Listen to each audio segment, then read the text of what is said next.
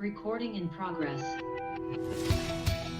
Welcome to the second season of the now Strategos podcast. Strategos is a Greek term which roughly translated means generalship, and it is part of the origin of the English word strategy. My name is Britton Jacobson. I own a few entrepreneurship endeavors, work a full-time W-2 job, and enjoy learning. I appreciate you being here. Let's get into the episode. Cool. Awesome. Well, welcome to the podcast, Chandler. How's Oh yeah. We just got done with a meeting talking about Rocket Vendor, which is a cold emailing lead gen company that we're working on together. But other than that, how's your morning been so far? Pretty good. I actually got up early this morning. I didn't snooze my alarm. I'm coming off a West Coast trip that I was gone for like 6 nights, so it's taken a little bit of time for my body to adjust. But finally getting back in that routine, which is I'm finding out is ever more critical as the more shit I'm trying to do. So yeah. What's early for you? like 5 a.m. Okay. I've tried going earlier, and I think I've reached the limits of my capabilities. I've tried a couple 4:30, 4 a.m. guys. It's just it doesn't get the job done. So I'm typically try to be off all screens, lights, or at least on natural light, stuff like that by like 9. Falling asleep by 10, up at 5. But last night I was kind of burning the candle on both ends. But I got up. I think I got like 5 hours of sleep last night, but my Whoop recovery was still 92, which is fire. So nice. Not to brag, but not to brag about my sleep. But what do you think about the Whoop deal? I haven't gotten one, but I've certainly thought about it. I think it's good for like the first, maybe a year, so you can kind of like test and dial in stuff. Long term, I don't really think like you need it. But it's like cool to see if like, I'm probably on like year two now. So again, I haven't canceled it yet. So I guess, I don't know, whatever. It's just so far the business model is still working. Yeah, exactly.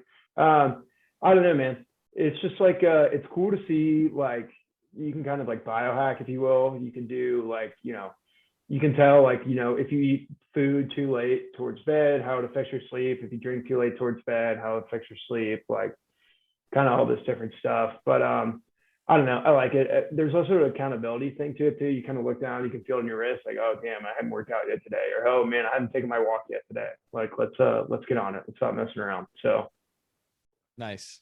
Okay. I don't know. The one drawback about it though is that there's no clock on it. So it's like not a wristwatch. It's purely a health tracker, which is, the iPhone and, Garmin, or not the iPhone, the Apple Watch. Yeah. As well as the, Garmin or, what have you. They have the watch component, which is nice. But that's about it. So. Yeah. Gotcha. Okay.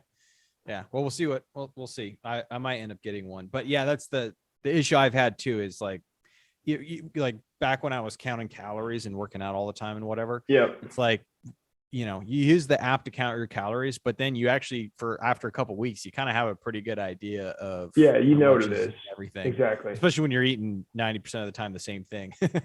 Yeah. So 100%. You kind of just, it's like, you don't need it anymore. So anyway, but, all right, cool.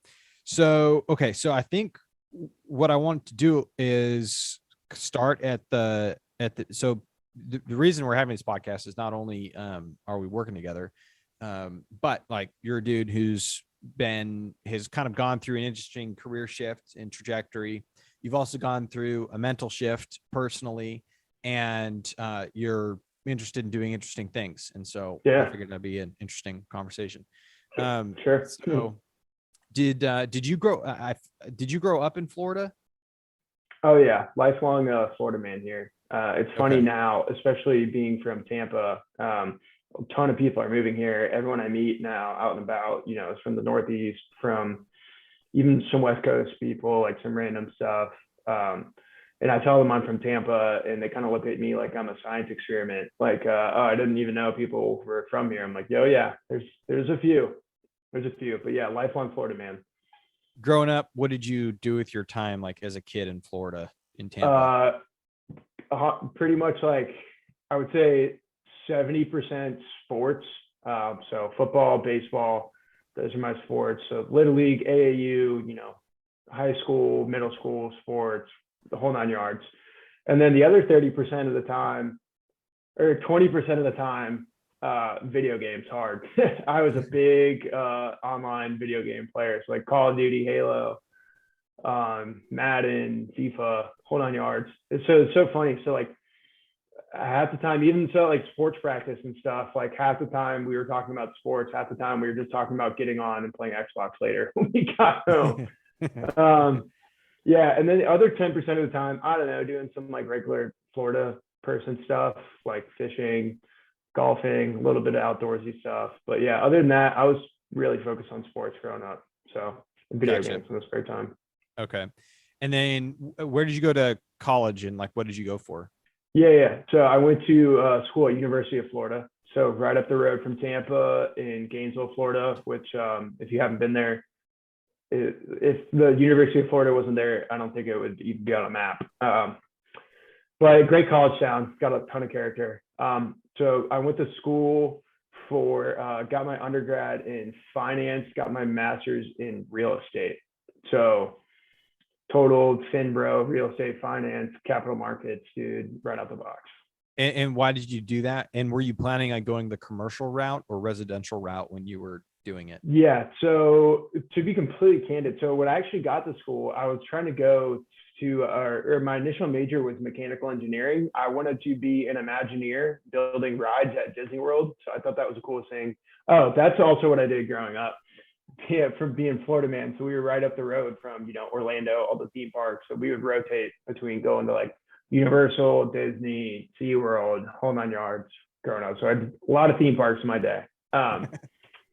So yeah, so I actually went to school with under the guise of being a mechanical engineer, trying to be an Imagineer for Disney, building roller coasters, cool rides, stuff like that. I saw how much calculus I had to do and realized that was not for me. And at that point too, I had just seen Wolf of Wall Street, which had just come out my senior year of high school. So I'm like, oh, this finance stuff's pretty cool. Like, you could be a stock trader or something like that, whatever. So ended up going the finance route, and then I'm getting down the road and just kind of, mentors that I know in Tampa, just talking to multifamily real estate was like getting, super huge. So I graduated in 2018. So multifamily was, like the hottest chick at the bar, right? So I'm like, okay. And I knew a lot of people that had done the MSRE program at the University of Florida, which is like, I think the top ranked public, real estate program in the country. And one, it's like, yeah, you learn a lot of technical stuff, but two, the biggest thing there is the kind of the network you can tap into. So, just kind of going to some of those events, even before I applied to the program, that's where I kind of was like, okay, I can do this. I like the commercial aspect to it too, and especially multifamily. So. Got it. Okay. That's kind of it. Yeah. And then from there, you were working for some kind of commercial real estate, multifamily. Yes. Offices, Yeah. right? So my first gig out of school was for a multifamily private equity shop where I met my current business partner. So we're doing pretty much, value add, B, C, and we ended up dabbling in some Class A stuff at the end there. But typically, Texas, Florida, Arizona, Class B and C value add. So we're buying, an absolute dog of a property, extensive capital renovation improvement plan, and then flipping it to the next person. As of now, it seems, but now the plan is, pretty much putting lipstick on a pig, flipping it to the next sucker that's going to buy it after. So I did that for like a year. I had a crazy, 2 months in, company ended up rebranding. The founder went absolutely bonkers. Like that's a story for another podcast. Anyways, long story short, I saw the writing on the wall like 2 months in. I wanted to stick it out for a year because I don't know, that I didn't want that to be on my resume, I guess, but it would have, in hindsight, it would have been completely justifiable to any other employer. So once I told them what was going on, but anyways, from there, so I was doing asset management and FP&A. So like financial planning analysis. So like budgeting for effectively, I think we had 60,000 units or so. So pretty sizable portfolio. So I was doing the budgeting and asset management for like half of that. So that was a ton of great experience because I got to kind of touch every single part of the industry. So really got my feet wet there. But again, so like I said, I went to school for, finance. So I was looking to kind of get in the more capital markets, investment side of real estate. And so from there, there's a job opportunity for the finance team at Strategic Property Partners, which Strategic Property Partners is a joint venture between Jeff Vinnick, who owns the Tampa Bay Lightning, and Cascade Investment, which is kind of the investment arm for the Bill and Melinda Gates Foundation.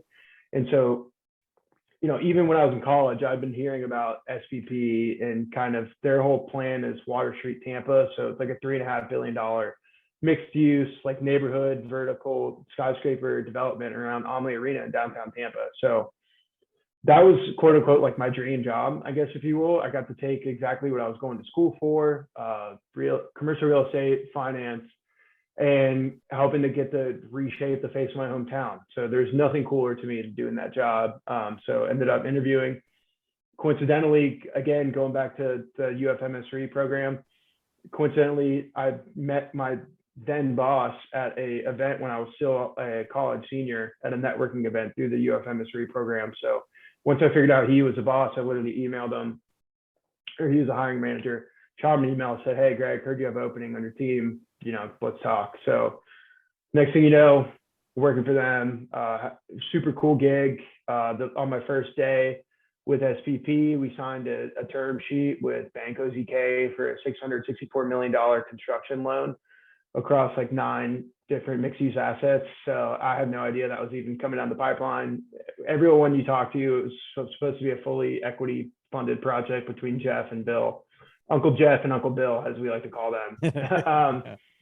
And then next thing you know, we're signing this massive loan that we ended up placing internally between 4 guys, which you could talk to, anyone in the industry. That is, doesn't happen. You're typically going third party for something like that. And we placed it all internally on top of the other duties we had, such as underwriting all of the assets, underwriting leases, all stuff like that, financial modeling. So I got a crash course in real estate finance, let's say, pretty fast. A lot of times where, we're getting in at 8 a.m. and then it's coming around to that 6 p.m. time and you don't know, like, hey, am I good to go home? Mm-hmm. And then boss would come out, his name was Greg, like, "All right, guys, what do you want for dinner?" And it's just like, fuck. It's gonna be one of those nights. So, but it was cool. I loved it. Wouldn't trade it for anything. It was very cool. Like kind of the name in Tampa, especially, goes well. But that kind of leads me to, my current venture, which is one of my current 2 ventures.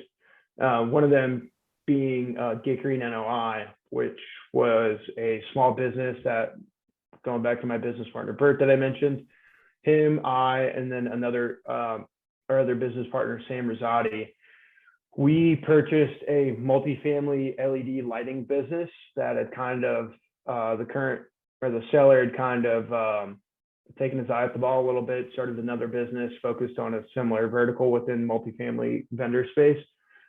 So we basically viewed this as a car with the keys in the ignition on the side of the highway. Just needed someone to come hop back in the driver's seat, and that was me with the guidance of Sam and Bert. So what drove the pivot in your mind from commercial real estate and whatnot to this other side of good point. So small business? This was in, when we first started hearing about it, February 2020. So at this point, I had been working remotely from March 3rd. I was like, I knew I'd always kind of wanted to go out and do my own thing. At one point, I thought it was going to be like real estate development. Literally, I found a tweet from Sam, I think in like January or February of 2020, saying like, "Hey, looking for, someone that knows a little bit about multifamily, have a great business opportunity here in Tampa." So I'm sitting like, oh, I know multifamily really well, and I'm in Tampa, so this is interesting. Next thing you know, we end up talking. I end up bringing in Bert into the deal because I was kind of helping him, Bird Dog, find some deals for his own little family office private equity firm that he has. One day I was going over to his house to kind of like talk about deals that he was looking at. And I was like, "Hey dude, do you want to invest in this business?" it's like, yeah, sure. We both know multifamily, whatever. So I guess really it was more of like I wasn't seeking it out. It was more of like a right time, right opportunity. Like I said, so I knew the industry really well. Like I knew the clients that we're selling to because I was that client at the end of the day. So I can speak the same language. And I also just kind of knew, especially working at Water Street, Tampa, it was like the first well certified, all the buildings are LEED certified, you know, big ESG green energy mandate push.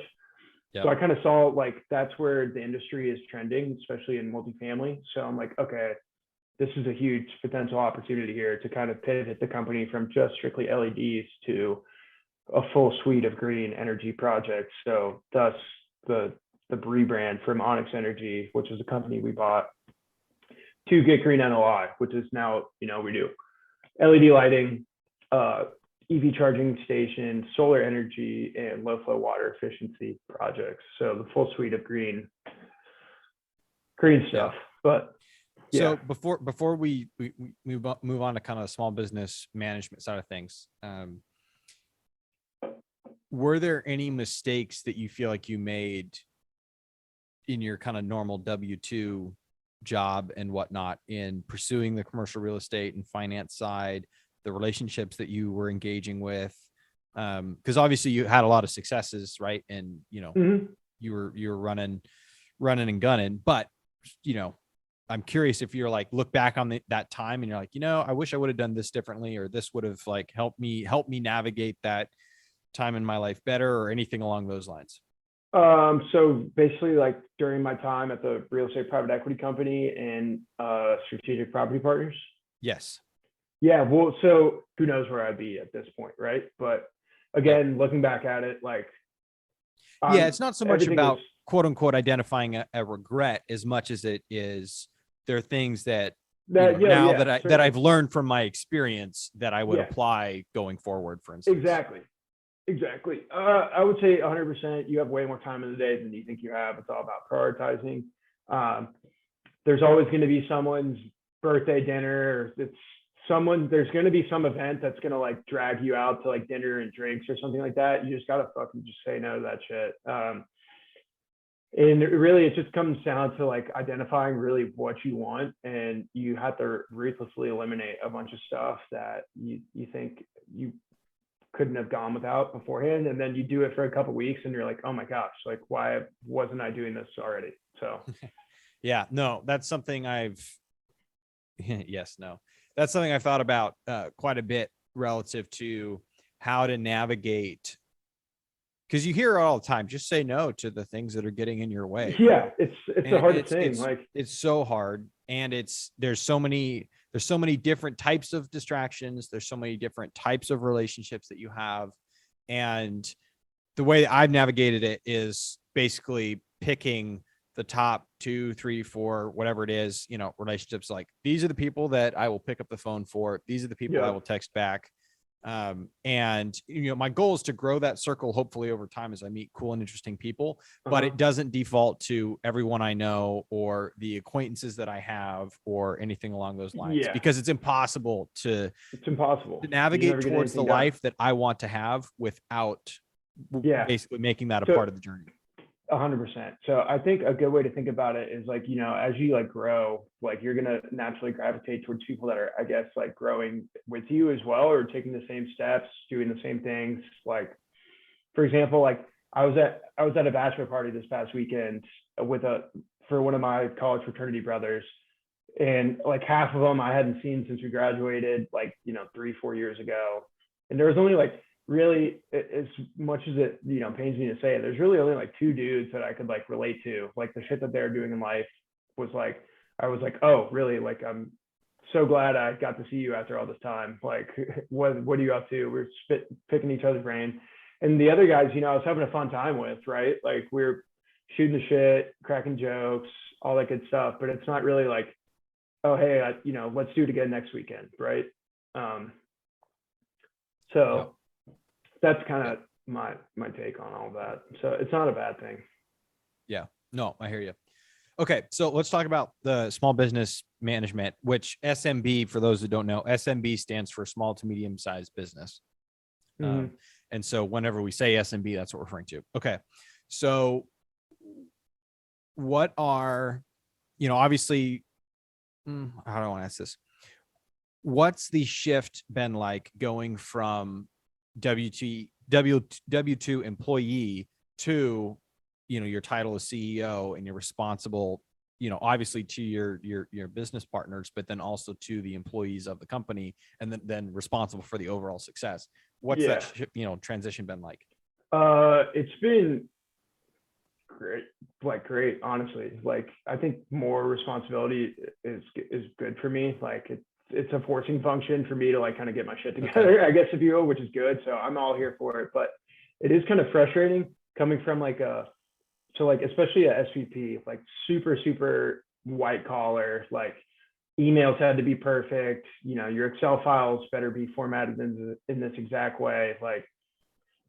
Like very structured, high finance, real estate world where everything was super legit. And then you're coming here where, the people you're interacting with, your employees are very, blue collar. They're just trying to show up like 9 to 5, get paid well, have their weekends to themselves. Where it was like, it's kind of frustrating where I'm kind of trying to come in here hot, like build something crazy. But, you kind of have to recognize the limits of everything. And so a big thing I've also recognized is like, I don't know, I guess I'm kind of like try to be a perfectionist, but I'm learning that's, perfect is the enemy of, great or good. You're learning about the 80-20 principle. Yeah. It's like, there's so many things I want to do, but it's like, okay, what's in the limits of my bandwidth, my team's bandwidth, and our, resources bandwidth. Let's go knock out the things that are going to, the 20% of the things that are going to create, 80% of the needle movement versus trying to do the 80% of the things that might move the needle 20%. So yeah, that, I would say time management has been a big one too. So it's like, I don't know, like now it's like, I kind of like, I think Naval talked about it, like putting a dollar amount, like a hypothetical dollar amount on your like hour. Yes. Or yeah, so. That was Naval. Yep. It's like anything like that, anything now. So we have 2 VAs that are in the Philippines. So like anything that I'm sitting there, like I could do this, but I could teach them, I could spend an hour teaching them how to do this. And then every time that comes up, and then over the next couple of months, they can just do that for me. It's like, okay, these are the kinds of decisions I need to be making. And to free me up to do some higher level shit. So would you say that there's been a difference in how you think as it pertains to when you're working in your W-2 versus when you're acting as CEO? Well, not acting. Acting as CEO.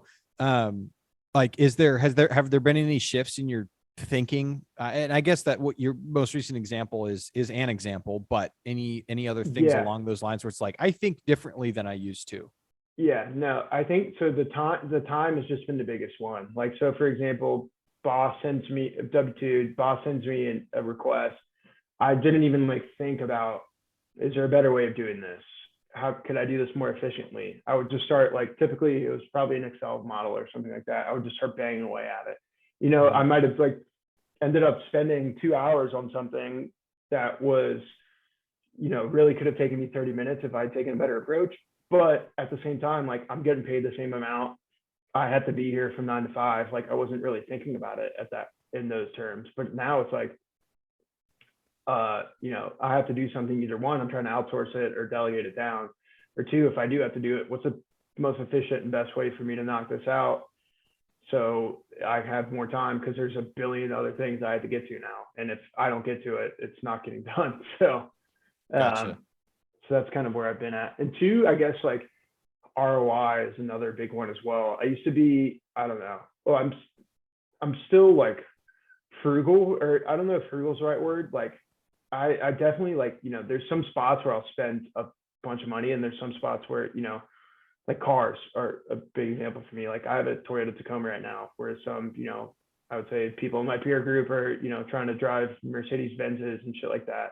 But they have, a 2-bedroom, 2-house with a pool, like 50 minutes away from the city in the suburbs, because that's something they could afford. But meanwhile, they're driving, some $80,000 car. I'm driving, you know, $30,000 Tacoma, but I also rent an apartment in one of the nicest places in town, like right in the smack dab in the middle of the city. So just because that saved me time. I'm right next to a grocery store, right next to the office, right next to the gym. So I guess going back to it, I guess probably the biggest thing is just the like time, honestly. That's what it all boils down to at the end of the day. How you think about your time? How I think about my time and how I think about spending money to or save me back relative to that time. Yeah. Exactly. So yeah, my apartment rent, you know, might be X dollars, or I could live, you know, 45 minutes away in a suburb for Y dollars, which is less than X, but I'm also wasting 45 minutes to drive anywhere the fuck I want to go, or anywhere to get anywhere. So it's like, you got to just think about it like on a total aggregate basis. Yeah. What has it been like? I mean, you touched on it a little bit, but I feel like you touched on it from a personality side and like how you feel about it personally. So more on the corporate side of things. What is it like managing employees now versus, you know, being a managed employee? Crazy. Yeah. It's a lot different, especially, you know, the nuances having, you know, 2 VAs in the Philippines. I'm managing one employee that is older than me here in the office. So it's kind of just like, you know, who's this fucking snot-nosed kid that doesn't know anything was a financial analyst before this, doesn't know anything about our industry, our project. So I think luckily I've been, you know, whether it's on the sports teams, like I said, growing up, or just like in the classroom or amongst my friend groups, like someone that's always taking the initiative, taking like a natural leader, if you will. Like I'm always one, like in our friend group, like it's like if I'm not taking point on it and like figuring out like, hey, we're going here, and here, we need these plans made. Hey, we need this reservation made. Like if I'm not doing that, it's probably not getting done. So, so it was fine for me, like stepping up and, you know, shouldering, like taking on that mentality, like, hey, I like to, you know, kind of lead by example. So, yeah. So that's been fun. It is a little bit stressful knowing like, hey, if I'm not closing these sales deals, or if I'm not making these calls, or hey, if I'm not watching our bank account, making sure, you know, timing wise with our accountant, paying our subcontractors, shit like that, you know, these guys might skip a paycheck, or like they're not going to be able to eat that week, or that's just, you know, obviously an extreme. Yeah. But it's like just having that, again, going back to it, having that responsibility, I think it's been great for me as just a person. So I've been loving it so far. Nice. Certainly a ton of nuances though to managing people. I hadn't really I've done it in outside of a work setting, I guess, if you will. Like I said, you know, like being the captain of a sports team, or, you know, being a leader of a friend group, but not as like when there's like money on the line, I guess, and livelihoods on the line. It's a whole new operating environment that requires an entirely additional set of emotional intelligence skills, at least in my experience. Yep. And that's been one of the main things. So that I've learned. The other thing too, so like, I guess on a sports field, if someone talks up, you can just fucking lay into them, I guess. Whereas in work, like if someone messes something up, it's like, I can't just, can't do that. That's like, you know, going to HR, but I guess I am HR, so maybe I could do it. But yeah, so it's like, again, I have an emotional intelligence. I think the biggest thing is like, if you, again, going back to the responsibility, like, so for example, here's a good example. So my VA responded to one of our cold emails with something that I wouldn't have responded with maybe, but I'm sitting there and my initial thought was just to blame her. I was like, oh my gosh, why would she respond to this? And then, but once I took a breath, I'm like, I didn't do a good enough job of training her on how to do this. So it's 100% on my fault. So going back to the emotional intelligence thing, it's like, if you just switch your lenses from like any problem that happens or any mistake that has happened was your fault instead of being someone else's, like you get so much more done, and like you can make so much, you learn much faster, and it's just better for everyone. Yeah. Hello. I hate to interrupt this episode and this awesome conversation, but if you have just a few seconds, do you mind hitting the like button and subscribing if you're watching this on YouTube, hitting that notification bell. And then if you're listening to this on Spotify or Apple Podcasts or something along those lines, then please take the same time and just hit the follow button. I would love to have you be a permanent part of this journey. And that's all I have. Let's get right back at it. Do you like the person that this environment and this experience and whatnot, do you like the person that it's turning you into and like changing you into?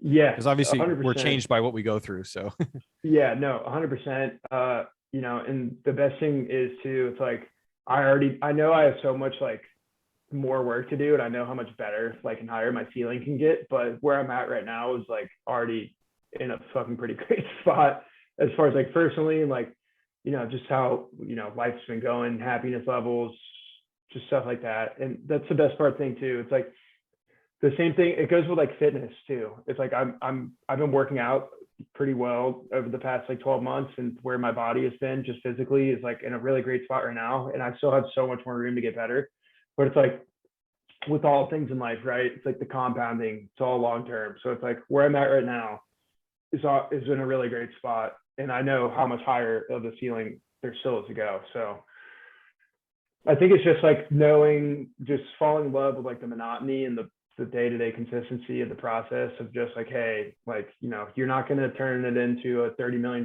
company overnight, or you're not going to be competing for Mr. Olympia tomorrow. Just like go day by day, keep getting better. And the results, just, if you can just worry about the process, I think that's like the Patriots thing, or like there's some legendary football coach. It's like, hey, if you take care of the process day in, day out, you don't have to worry about the Super Bowl. It's inevitable. Like just worry about the process that's going to get you to the Super Bowl, or win you a Super Bowl, and that's going to be fine. So yeah, yes, I'm a completely different person than I think I was certainly this time, like 2 or 3 years ago, definitely this time last year. So I closed on the business May 1st of last year. Last summer, I still had some speed bumps I was going through, but I turned the corner about October, I think, 2021, and it's just been going straight up and to the right from there. That's awesome. That's super cool. How did you so we got connected because we're both in the Wealth Pin community group, and which was started by Pine Barren on account on Twitter, and his partner Alex Reed, which is Wealth Pin as his thing. But anyway, how did you find Pine Barren and Wealth Pin? So I think this was at a point where I was like, I don't know, there was a point in my life. So before even the genesis of like Rocket Bender, like I tried making an e-com site, like a bunch of different shit. I was kind of just like finding masterminds and groups on Twitter and just fucking like throwing money at them and seeing like, oh, something's going to stick from here. Like I just know it is. I've always heard, you know, join masterminds or pay to acquire skills. Like all your excess money should be going to acquire skills, shit like that, until you have no more skills to acquire. And I don't know, I just saw Pine Barren, I followed him, like his content, and then joined, you know, Wealth Pin, and really fucking liked it. And obviously, you know, our relationship spawned out of there. So there you go. Now obviously with Rocket Bender together, which is, you know, it's coming, but hopefully we're about a month away from making the cash meeting Mr. Benjamin. Mr. Benjamin and his whole crew. Okay. And I wanted to ask you so going back to the small business thing, I wanted to ask you, what was buying a small business like? What was that process like? Because I've been noticing there's a big development, and even so, you know, Sam Parr and Sean Purry, right? Yeah. Do you listen to their podcast, by the way, the My First Million? I've listened to a couple episodes. I've heard good things about it. I need to get on the train. Dude, I think it's right up your alley. Like I listen to every episode. I'm behind right now, but when I'm behind, I go back and I listen all the way up through. Like I do not miss an episode. Nice. I love it. And so even Sean in particular, very entrepreneurial guy. Sam is as well, but he had like one big thing that he was focused on for the last however many years with trends and the hustle. But anyway, even they have started talking about this. Like, you know, honestly, I don't know why we're not buying cash flowing businesses and improving them and whatnot versus trying to start businesses. Like that's become a part of the narrative, a month or so ago when, from where I'm behind. So I've been seeing this conversation kind of develop, and SMB Twit's got bigger and bigger and bigger. Yeah, it's huge. I've started getting plugged into it and whatnot. So I feel like there's got to be a lot of people out there that are, at least thinking about this and considering it. I think there are kind of two general things. So, if you guys, there's plenty of basic information on Twitter, right? There's plenty of threads. You have a good thread about like at least how to go hunt for business and things like that. But I think when it comes to, a real person who's actually interested in the outcome versus just like, being a part of the conversation because they enjoy it, which is 99% of anything. I think there are two elements. So one is how do I go from in your case, right, from W-2 finance employee, whatever, at a good, company, but still, right, to CEO owning this business that you don't have specific experience in. Obviously you have related experience. So that's like a kind of a concern, like, how do I even look at this world and match it with my life? And then two is, what does the process even freaking look like? I have no clue. It just feels like I'm staring into a black hole, but I know the government will give me money, Exactly. So I would say in the first and foremost, like if it's your first one, like a strategic part, don't just look for like, a blank equity check. A strategic partner is worth its weight in gold. So that for me was Sam Rosati, who literally met on Twitter. We ended up, both being US guys, both being from Tampa, knew a bunch of the same people. So that was cool.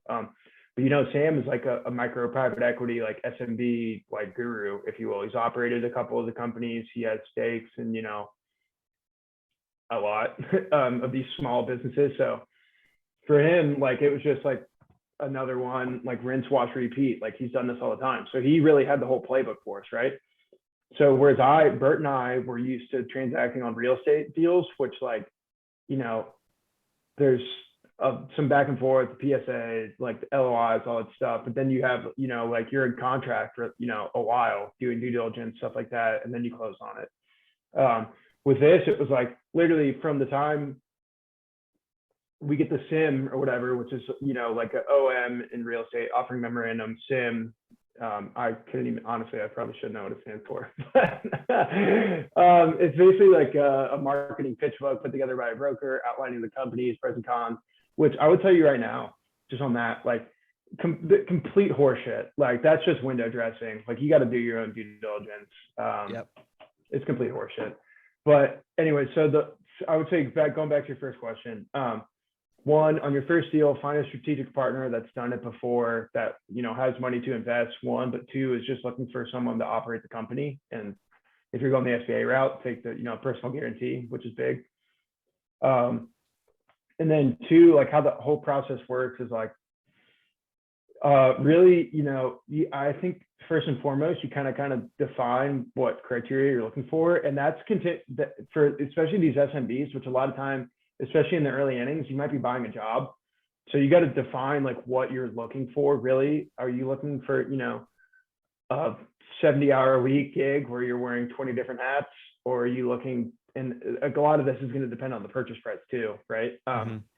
Or are you looking for a job that maybe, there's a COO or someone already in place that's going to do, 90%. You're just a passive owner, maybe making some operational or technology stack or branding tweaks, and you're providing passive leadership guidance or something like that. And you're just signing a personal guarantee.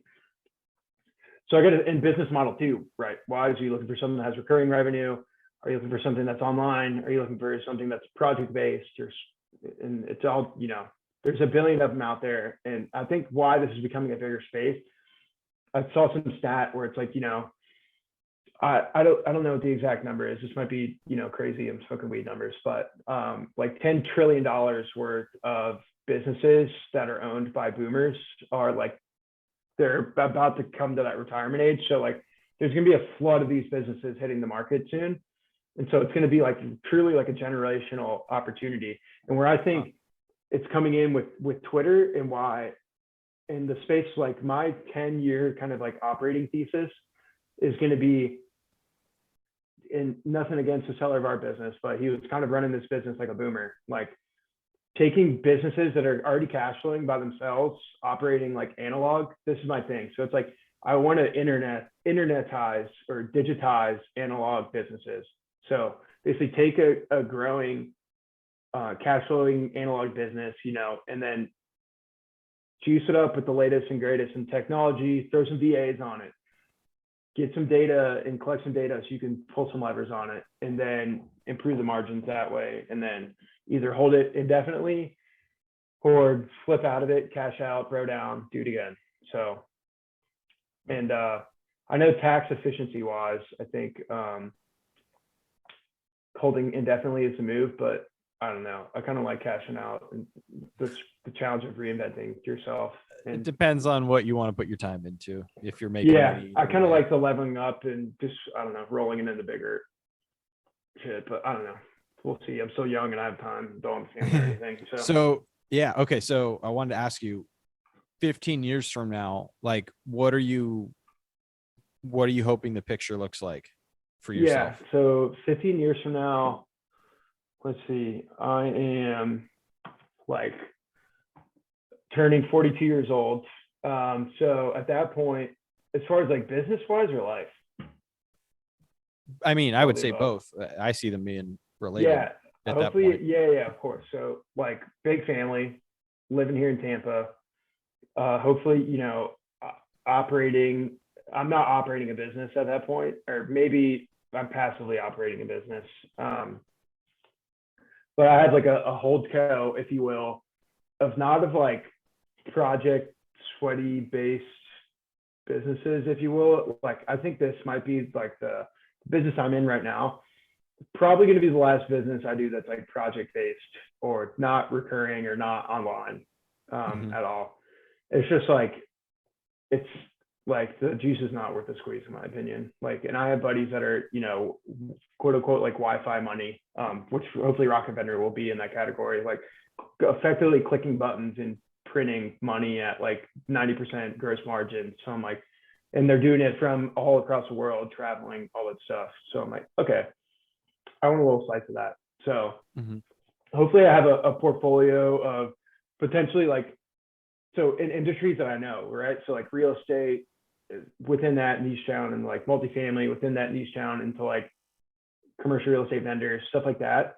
Just like a portfolio of online operating businesses that I'm either like, have some say in, and maybe I'm sitting in on meetings. Hopefully I have people that are running them for me. Like that too. So that's that. Two, super involved in Tampa community. So I love the city. I want to stay here forever. It's certainly not the city I grew up in. A lot of people are like, why are you still in your hometown? It's like, well, the city I grew up in is not the city that it is right now. It's sweet.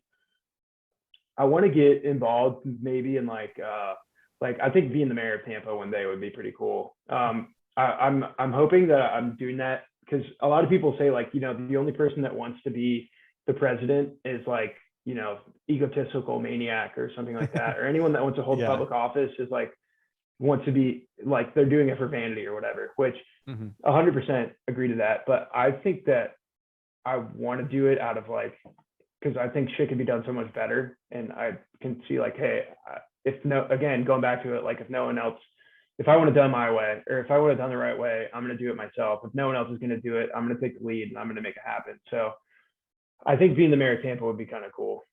40 years old after, especially too, I'm like done with I'm just got a bunch of businesses and I'm holding on to. I'm not, actively running them anymore. I got the time and money is tight. I think that could be in my future too. So nice. I don't know, man. We'll see. I think president is too much, especially nowadays. Who fucking even knows if America will even be around in 15 years? Well, I mean, dude, even after once you reach 40, you still apparently have 35 years, give or take, since you were elected. 78. I feel like two more political careers than me before I'm Joe and Trump's age. Yeah, like you can live a full life and then become president. That's unbelievable. Yeah, but I think local politics would be cool. Just giving back. I can't think of a better way to like give back to the community than having me, who, nothing against our current politicians, a little bit more competent and future forward thinking and in tune with the internet, I would say, running shit and giving back to my community and, you know, help them out. I think that's what I'm trying to do. So. Nice. I like it. It. That's a good spot to wrap up. Yeah. Okay. Well, people can find you on Twitter. Is it Chan Reed right now? Yeah. At Chan Reed _. Okay. All right. And I'll put the info in the description and whatever, but I usually try to call it out as well. So I assume that's the best place to find you, right? Yeah, that's the best place to find me. Unlike you, my podcast is not, you're doing a way better job of pumping them out than I am.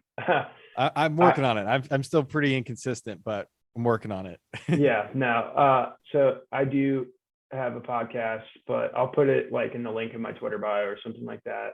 Well, I'll link it down below, and that it's on YouTube, right? So that's what I'm talking about, where I watched it. Yeah. I think it's just you got some good stuff in there. I like it.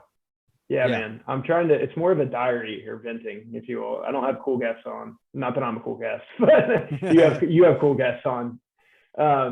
It's more just like a diary venting one-on-one thing. But I don't know. I like it. It's a good way to, you can still use it to build community around, and you can still use it as a way for, again, people that care about what you're up to or want to relate to what you're up to, as a way for them to kind of basically interact with that. So there's definitely some, so I will say candidly, like a couple like, you know, high school buddies, fraternity brothers, college people I know, like somehow they figured out that I had it through some way or another, and they said like, dude, love it, so cool. I'm like, okay, see, there you go.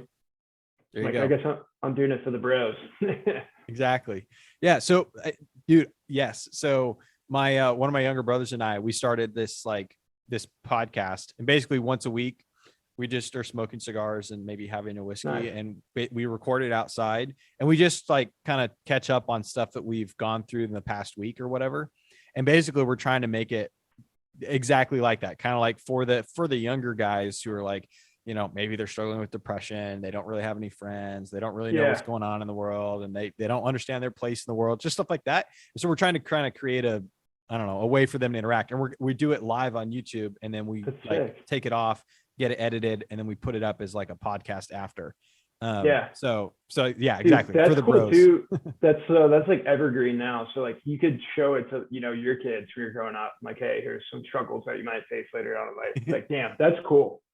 It's a good way to think about it. Yeah. It was just, you know, my mom, my dad have this, have their marriage and whatever, various other aspects to their ministries and whatnot online. And my mom had this gal write in or respond to some questionnaire thing or whatever it was, and was like, you know, my 17-year-old son is like struggling with depression, and he's not really talking to us, like any, you know, advice and that sort of thing. And like that jumped out at me, because I was like, I totally went through a time in my life, you know, around that same age, where it's like, you know, depression is like one way of putting it. I suppose it was depression. It was also just like locking myself down emotionally, just in general, due to external life circumstances and whatnot. So like, I totally know what that guy is thinking. And if there was a way for him to, you know, join the live and just understand that there are like other guys out there who like get what's going on, then it might help, like, you know, help be a support or a foundational support, which, you know, your parents can't always be that for you and whatever else. For sure. And like, you know, try and help people stay like they're feeling supported, versus like it's so easy to get into that like line of thinking and then just veer off into, you know, crazy land and depression land. And it's like, nah, man, it's okay to be depressed, but then also like, we know what you're going through. It's and you can like just think about a half glass half full. Like you take that and then use it as fuel, you know, to try to get back on the path. So yeah, exactly. That's awesome, dude. Anyway, good for you. Yeah, well, we'll see what happens with it. All right, dude. Cool. Well, thanks for coming on, man. And hell yeah. And thanks for having me, Britton. We'll be chatting each other this afternoon or tomorrow, I'm sure. So oh yeah, Rocket Vendor, baby. It's happening. We're gonna we'll make a pod for that once we clip 1 mil ARR. It's coming, dude. I'm telling you right now. I swear to God. Dude. I swear to God. I'm excited. Yeah. We just got to get our freaking website up, and then we'll be off to the races. I know. It's coming. Don't worry. It'll be worth it. I like it. All right, man. Have a good rest of your day. All right, brother. You too. See you later. Peace.